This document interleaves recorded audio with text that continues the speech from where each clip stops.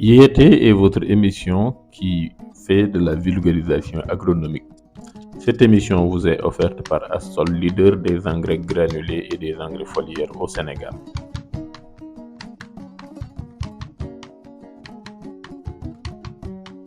Je suis Mohamed Fek, ingénieur agronome travaillant pour Massagri. Massagri qui a maintenant 2 boutiques dont l'un est à Saint-du-Croisement Bango et l'autre à Kaolack au cœur de ville. Nous allons faire aujourd'hui une comparaison entre les engrais granulés, c'est-à-dire les engrais à libération contrôlée, et les engrais solubles. Les engrais à libération contrôlée sont des particules d'engrais enrobées de polymères ou de résine limitant les contacts avec l'humidité et servant à dissoudre les particules d'engrais pour une libération graduelle. Les deux principaux facteurs contrôlant le taux de libération sont l'épaisseur de l'enrobage et la température de l'air. Plus la température est élevée, plus l'engrais sera libéré rapidement. La plupart des engrais à libération contrôlée disponibles sur le marché se basent sur une température de 24 degrés. Les granulés sont surtout incorporés au substrat mais peuvent également être appliqués sur la surface de celui-ci. Les avantages des engrais à libération contrôlée sont au nombre de 3. Ils sont faciles d'utilisation, leurs coûts d'application sont moindres par rapport aux engrais solubles dans l'eau et ils ont peu d'impact sur l'environnement. Revenons sur la facilité d'utilisation. Les engrais à libération contrôlée sont synonymes de pied d'esprit. Le producteur sait que les plantes recevront les nutriments dont elles ont besoin, et ce, peu importe les conditions météorologiques. Lors de conditions fraîches et nuageuses pendant lesquelles les plantes restent mouillées, un producteur utilisant un engrais soluble dans l'eau doit décider s'il fertilise ses plantes au risque de trop les arroser. S'il ne le fait pas, les plantes peuvent développer des carences nutritionnelles. Un engrais à libération contrôlée relâchera l'engrais sur une base continue sans ajout d'eau. Contrairement aux engrais solubles dans l'eau, ce type d'engrais nécessite une seule application. Parlons des coûts d'application réduits. La main-d'œuvre est une préoccupation constante des producteurs.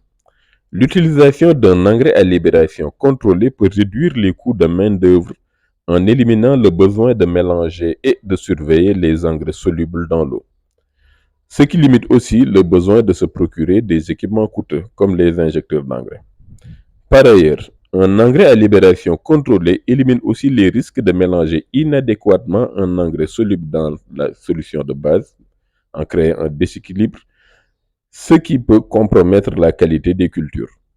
Pour l'impact environnemental, le plus grand avantage à long terme des engrais à libération contrôlée est sans doute son aspect environnemental, puisque les nutriments sont libérés graduellement selon les besoins de la plante. Les quantités de nutriments lixiviés lors de l'arrosage sont minimales en comparaison avec les engrais solubles dans l'eau, ce qui est particulièrement vrai lorsque les plantes sont irriguées par l'eau et que l'écoulement n'est pas recueilli ou recyclé. L'utilisation des engrais granulés, c'est-à-dire des engrais à libération contrôlée, comporte aussi des inconvénients.